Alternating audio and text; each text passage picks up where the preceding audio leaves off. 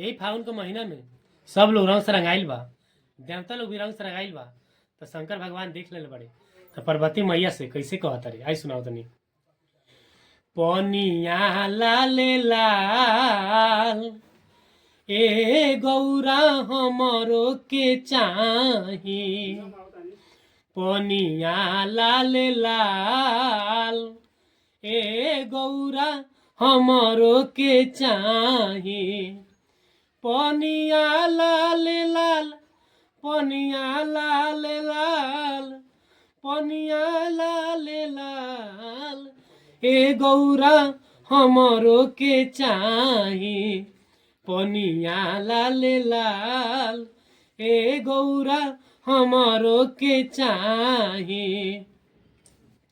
ए होड़ भंगिया तू रही गईल भोला, लाले लाले पानी कह कहवाई होला। ए होड़ भंगिया तू रही गईल भोला, लाले लाले पानी कह कहवाई होला।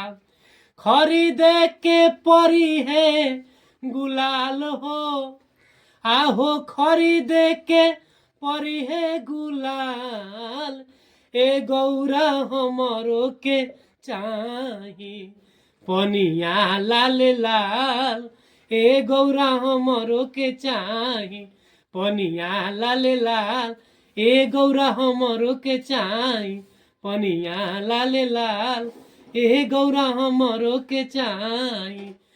अच्छा लागल है तो लाइक कर लन, कमेंट कर लन। हैप्पी होली।